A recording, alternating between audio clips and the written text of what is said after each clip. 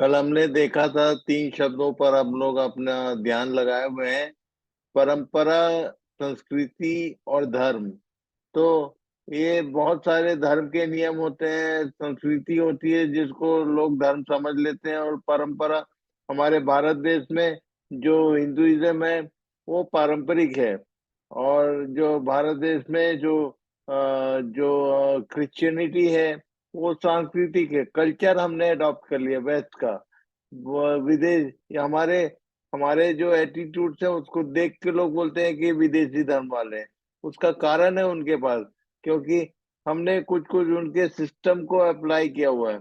तो इनसे सबसे बाहर आना पड़ेगा। धर्म बोलने से जो रीति विधि के अनुसार जो बातें होती हैं, जिसके विषय में हमको जानकारी नहीं, जैसे बपतिस्मा एक शब्द आया है कि इसके विषय में यदि सही जानकारी नहीं है और आपने ले लिया तो आपने रीति विधि पूरा किया, एक धर्म के नियम के अनुसार आपने एक काम कर लिया, पर परमेश्वर की धार्मिकता आपके जीवन में पूरी नहीं हुई। इसलिए इस विषय पर हम लोग अपना ध्यान फिर से लगाएंगे।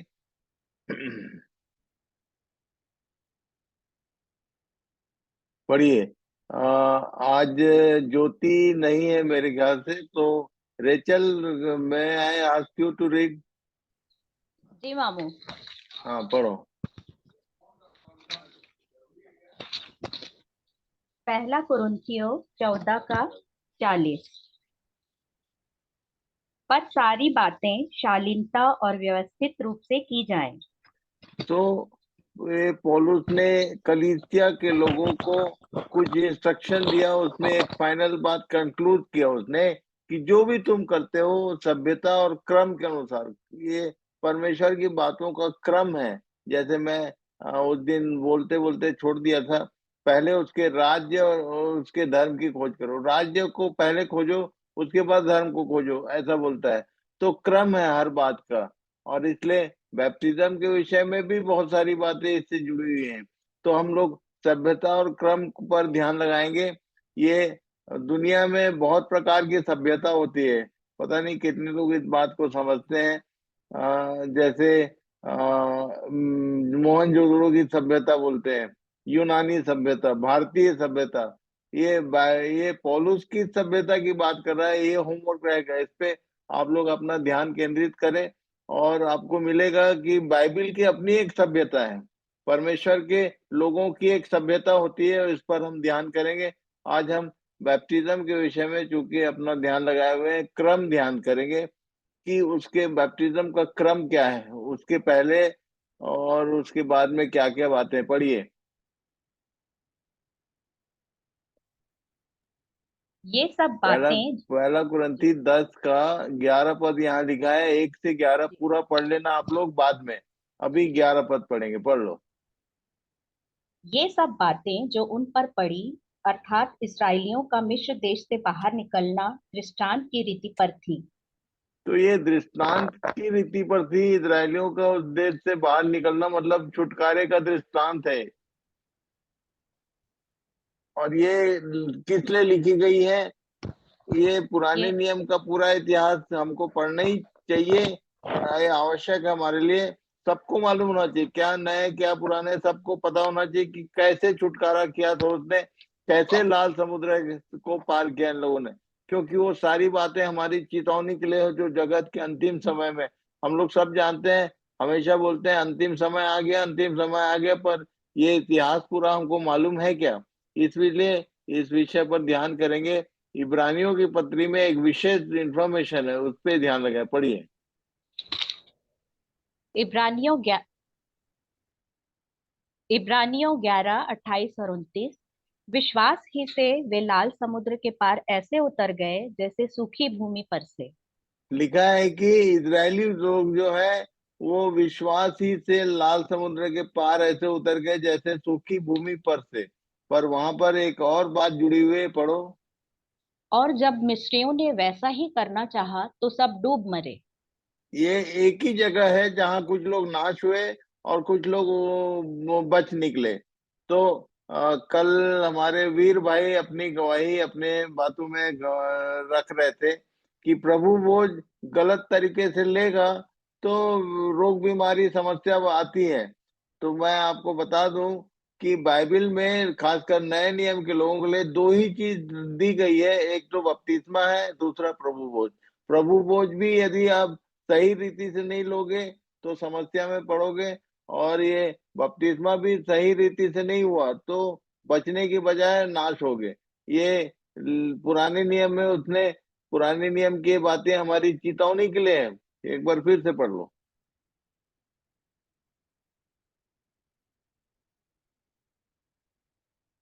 रेचल। विश्वास ही से वे लाल समुद्र के पार ऐसे उतर गए जैसे सूखी भूमि पर से। और जब हाँ, मिस्रियों मतलब ये ने लोग सूखी भूमि पर जैसे हम चलते हैं वैसे समुद्र के बीचों बीच पार हो गए विश्वास ही से। और तब लिखा है कि मिस्रियों ने भी वैसा ही करना चाहा तो सब डूब मरे।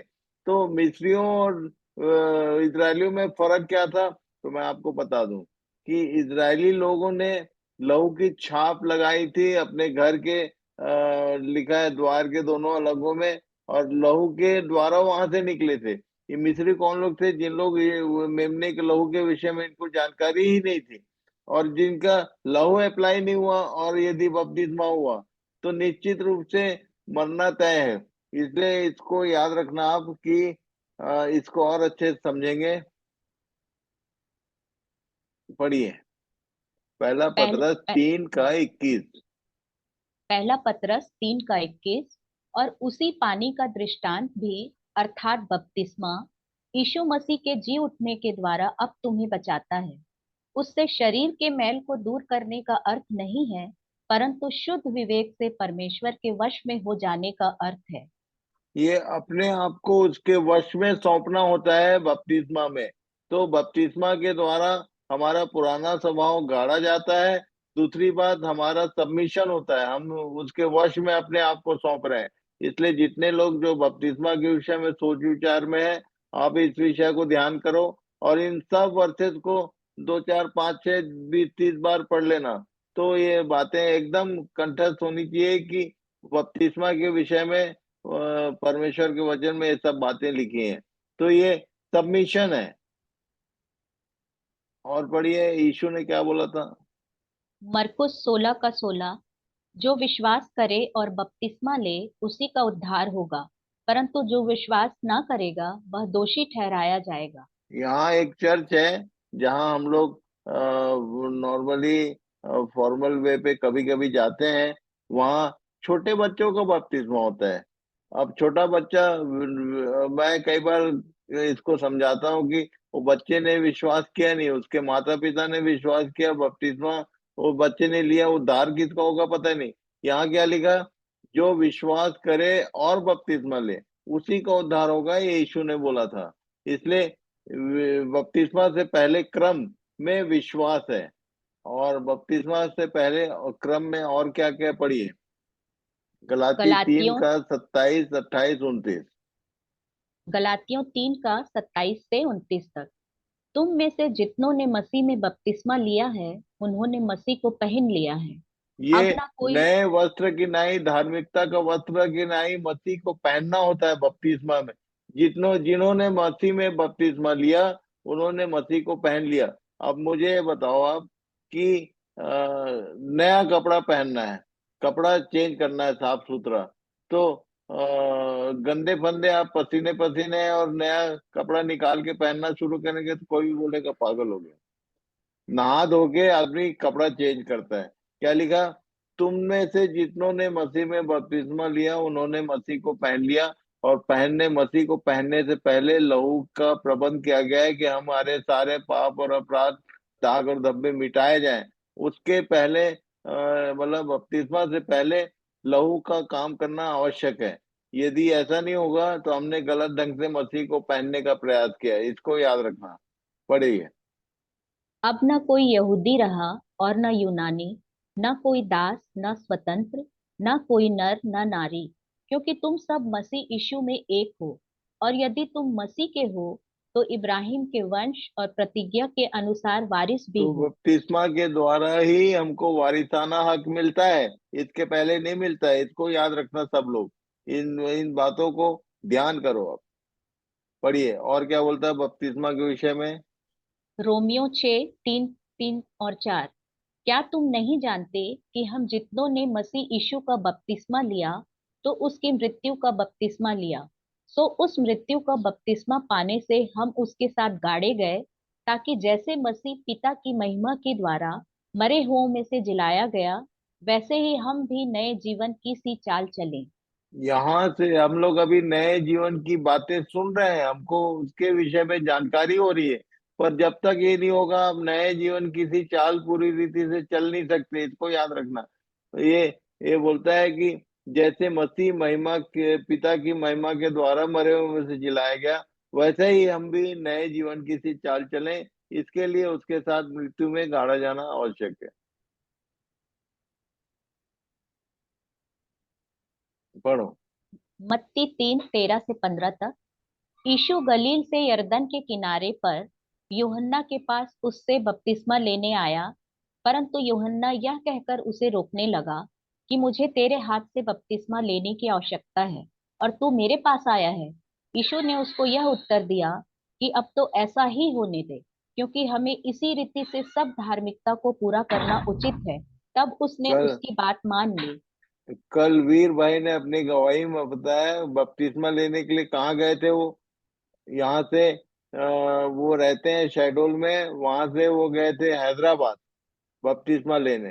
सो बपतिस्मा लेने के लिए कहीं जाना पड़ता है। इवन यीशु बपतिस्मा लेने के लिए योहन्ना के पास आया, जो वो खुद बपतिस्मा दे सकता था, पर उसको लेने की आवश्यकता थी। इसलिए ये मॉडल है हमारे लिए।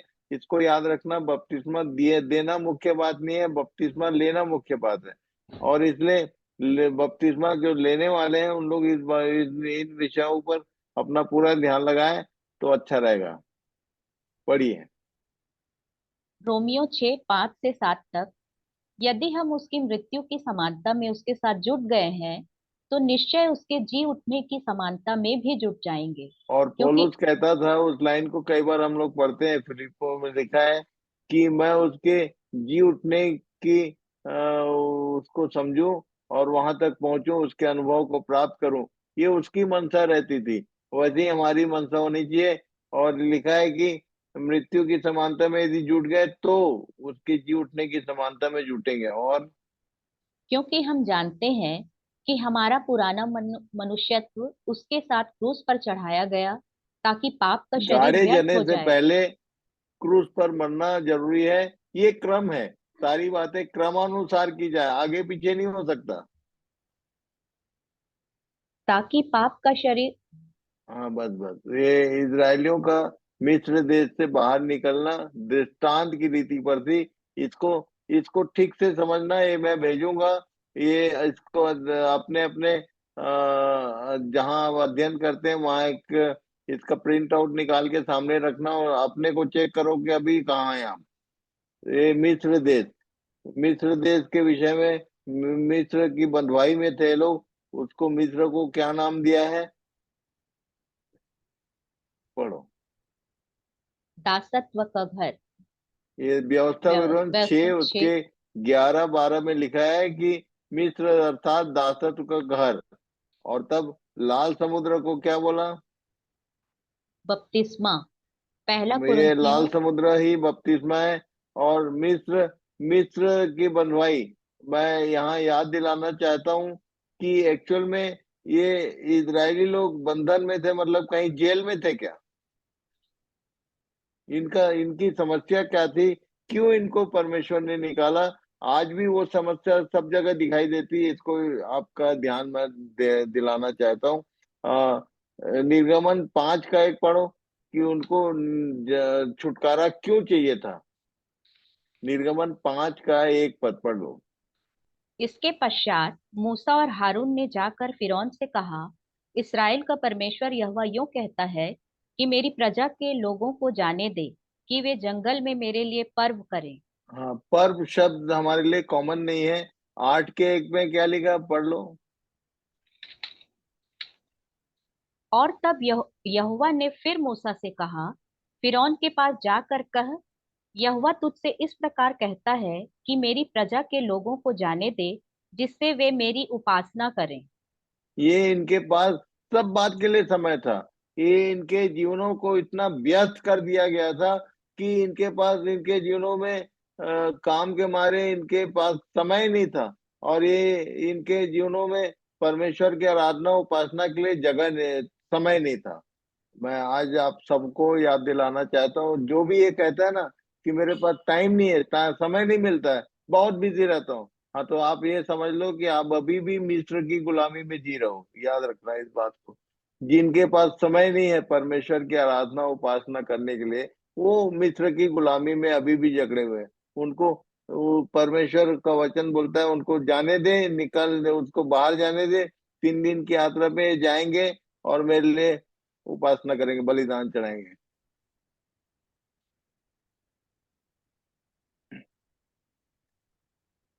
जंगल। जंगल का मतलब क्या है? परीक्षा का समय। व्यवस्था विवरण जैसे ही 8 का बपतिस्मा 9। हुआ यीशु का, उसका परीक्षा हुआ। जैसे ही इन लोगों ने लाल समुद्र पार किया, तो क्या लिखा है? व्यवसाय विवरण 8 का 2 पद पढ़ लो।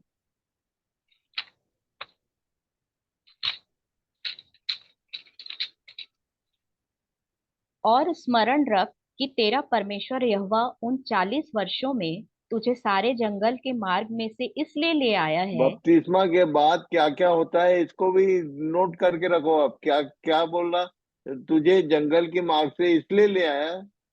कि वह तुझे नम्र बनाए और तेरी पहली बात परीक्षा। नम्र बनाता है। वो बपतिस्मा जैसे ही हुआ, तो कई लोगों का सिर ऊंचा हो जाता है और घमंड बढ़ जाता है कि अब मैं तो परमेश्वर का जन हो गया, शैतान मेरा क्या कर सकता है। ऐसा ऐसा विचार डेवलप होता है। इसको याद रखना। पहली बात, वो नम्र बनाता है एक व्यक्ति को।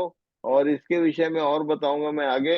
आप पढ़ लेना ये निर्गमन की पुस्तक को, कम से कम 15 अध्याय तक, एक से। तो आपको समझ में आएगा कि ये इवेंट जो कैसे ये लोग निकले थे बाहर और क्या क्या हुआ था। बहुत मतलब आनंददायक इतिहास है ये। तो हमारे लिए लिखे हुए है, और हमको जो अंत के समय में रहते हैं उसके लिए ये बातें लिखी गई हैं। पढ़ लो।